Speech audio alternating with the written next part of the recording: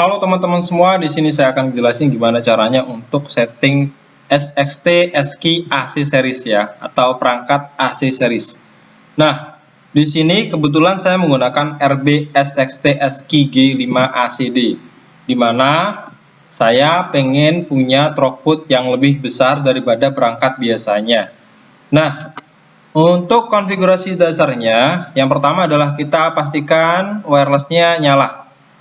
Nah, setelah wireless nyala, di tab general kita nggak usah ubah ya.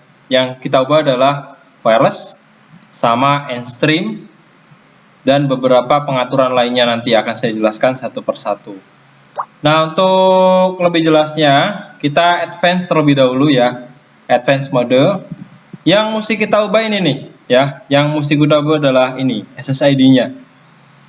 SSID saya menggunakan misal AP ya. AP PTP Rogitech misalnya. Nah, ini usahakan kita menggunakan tulisan besar kalau misal ini ya, untuk AP-nya ya. Nah, ini kita pakainya bridging ya, kita pakainya bridge ya. Nah, kayak gini, bridge. Setelah itu ini untuk bandnya kita menggunakan ANAC. Oke. Setelah itu kita pastikan gunakan wireless protokolnya adalah Endstream. Jadi untuk Mikrotik sendiri kita punya 3 macam mode ya. Yang pertama adalah standar 802.11. Yang kedua adalah Endstream. Yang ketiga adalah NV2. Nah, untuk AC series gunakan Endstream. Saya ulangi, untuk seri AC gunakan Endstream. Karena pengalaman kemarin saya menggunakan NV2 atau 802.11 kurang mantap rasanya, lebih enakan pakai Endstream. Jadi saya pilihnya Endstream. Nah, untuk frekuensinya kita menggunakan frekuensi sesuai dengan regulator domain ya. Biar kita nggak ribet-ribet, kita pilihnya untuk country-nya adalah Indonesia misalnya. EFGHI ya, Indonesia. Nah, di sini kita pilih misal katakanlah frekuensinya saya menggunakan 5745 misalnya. Oke. Setelah itu radio name-nya, identified-nya. Jadi nanti ketika kita menggunakan pointing, kita bisa mengidentifikasi bahwa ini adalah AP-nya misalnya. Kita tulis sama sesuai dengan nama WiFi-nya ya. Jadi AP nanti untuk yang client-nya kita tulis di sini adalah station atau client nanti ya.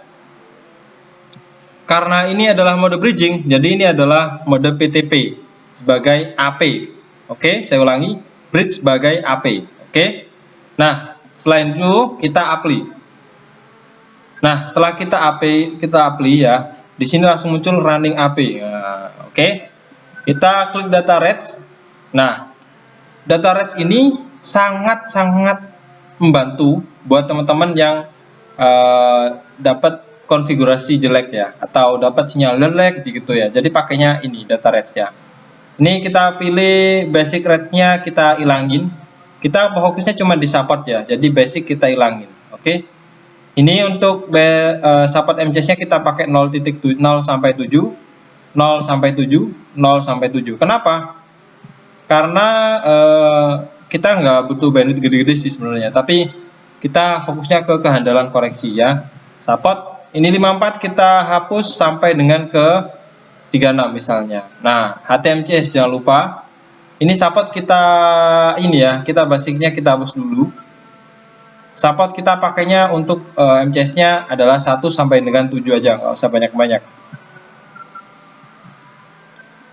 Kita ilangin kayak gini ya. Sampai dengan 7. Nah, kalau udah 7 kayak gini ya, Endstream kita nyalakan ya, sama CSMA. Framer policy-nya kita pakai base speed aja. Framer limit ini adalah ketentuan dari standarnya. Semakin kecil framer limit, itu semakin limit itu kan ini ya, limit itu kan batasan ya. Jadi kalau misalnya semakin kecil ya bandwidth-nya juga nanti bakal semakin kecil. Namun dia bakal bisa lebih fokus lagi nanti ya. Lanjut, setelah kita setting di Endstream, setelah itu kita setting di HTMCS kira-kira seperti ini. Lanjut kita setting chain-nya pastikan DD-nya 2 ya. Jadi 01, 01, dua-duanya biar nyala. Nah, data rate-nya kita pakainya seperti ini. Ya. Setelah itu kita pakainya channel width-nya 20 aja, udah nggak ada masalah ya. Nah, setelah semuanya udah ke setting, maka hal selanjutnya adalah kita apply terlebih dahulu. Oke. Nah, kita berpindah ke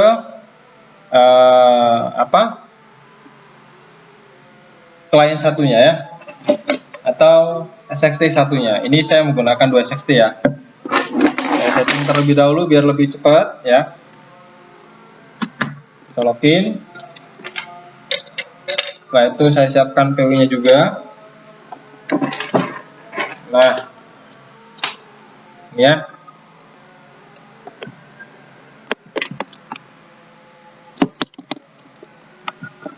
Kita login PO-nya yang satunya.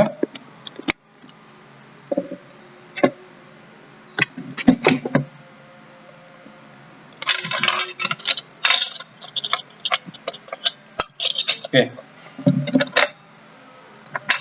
Kita tunggu ya sampai selesai. Jadi konfigurasinya tadi adalah 5745 dengan SSID AP PTP Logitech. Nah,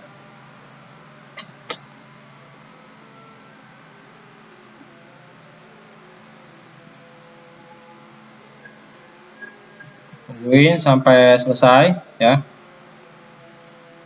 Kita refresh aja.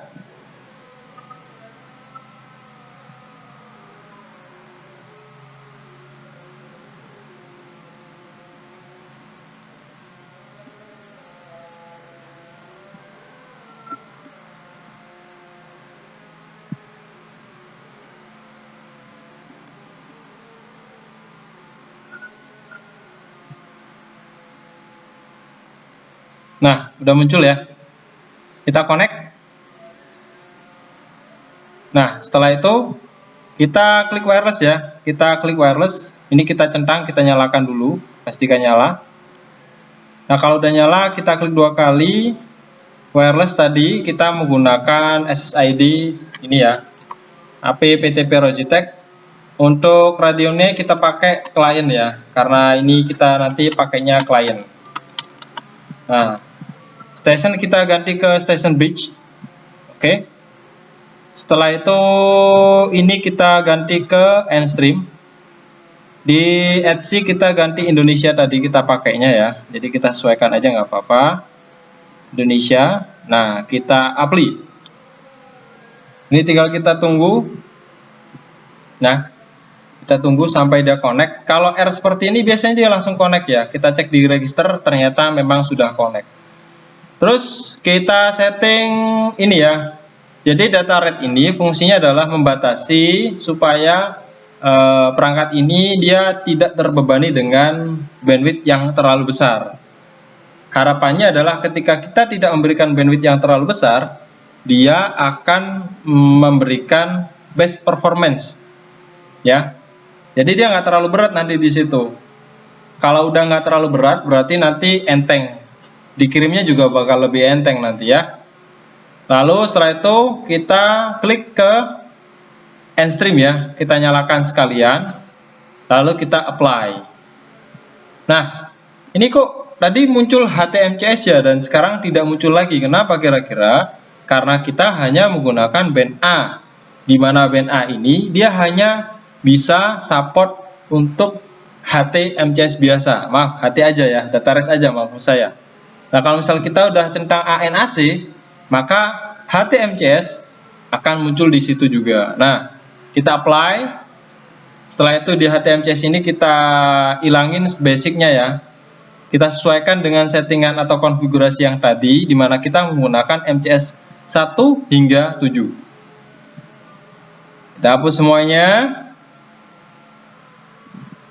1 hingga 7, sampai 1 hingga 7 ya. Saya ulangi, 1 hingga 7.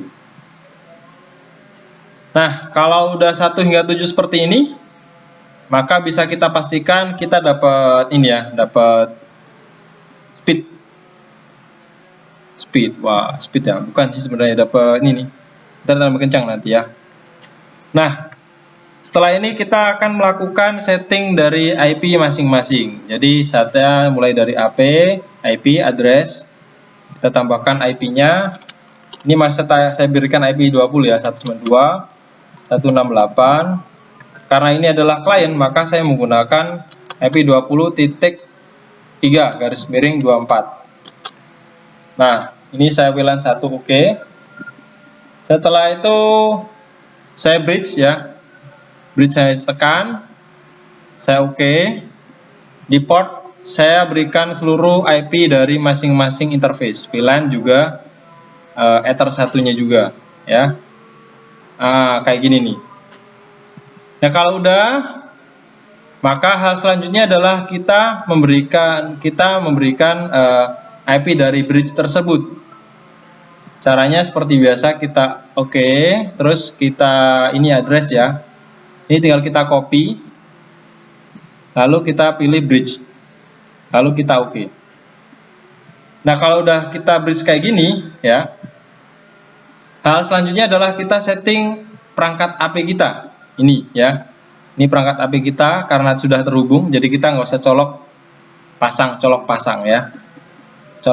Copot sih maksud saya. Nah ini kata IP-nya kita menggunakan IP 192.168.20.2/24. Nah, jadi tadi 20.3, sekarang 20.2. HP-nya 2, kliennya 3 gitu ya. Kira-kira seperti itu. Kita bikin bridge juga di sini ya. Biar dua-duanya terhubung. Jadi bridge ini adalah penjembatan di mana kita kalau misal pengen ini ya, pengen dua interface ini digabungkan, kita bisa menggunakan mode bridge. Nah, ini saya pakainya WLAN 1 sama Ether 1. Nah, kayak gini nih. Ini saya pakai Ether 1. Nah, IP address ini kita pilih ke bridge 1. Oke. Nah, jadi WLAN sama bridge kita sambungin. Oke.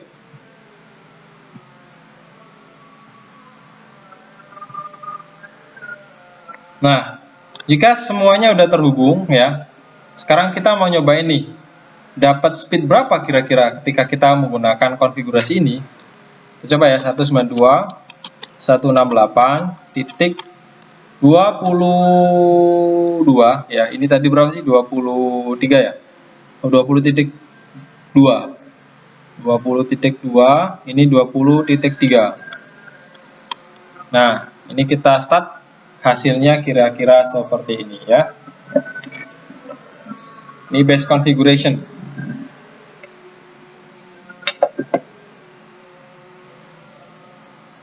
Ini saya pakainya bot ya, biar lebih mantap lagi.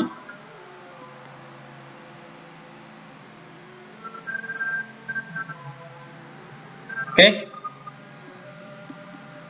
Kita cek di quickset.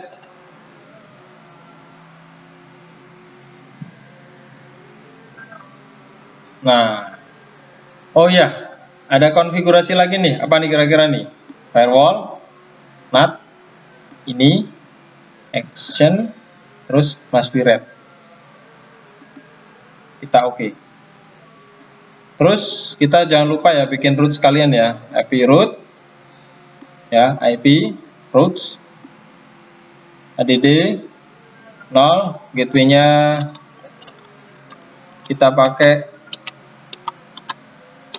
20.1 karena router mikrotiknya saya pakainya 20.1. Kita oke. Kita tunggu. Nah, kayak gini nih.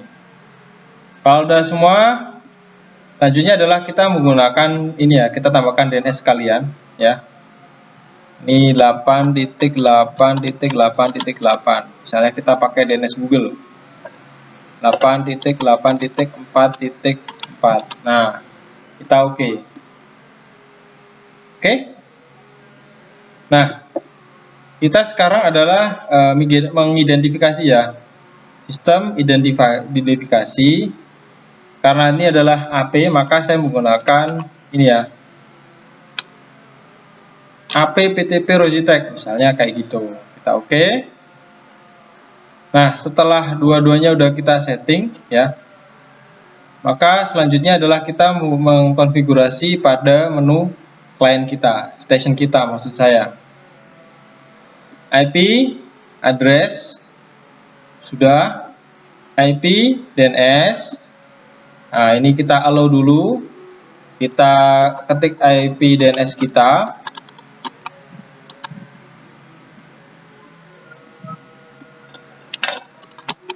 Nah, terus kita beri DNS secondary-nya. Nah, kita oke. Setelah duanya kita oke, IP root ya jangan lupa ya, kita tambahkan. Ini destination-nya 000. Ini kita pakainya 192.168.20.1. Kita oke. Nah, kalau dua-duanya udah, maka kita identifikasi ya, sistem identify biar gampang. Oke. Ini kita settingnya adalah AP kita ubah menjadi station ya. Station atau kliennya.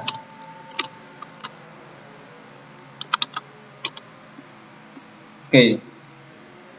Nah, kalau udah station maka bisa kita lihat ya. Di sini ya.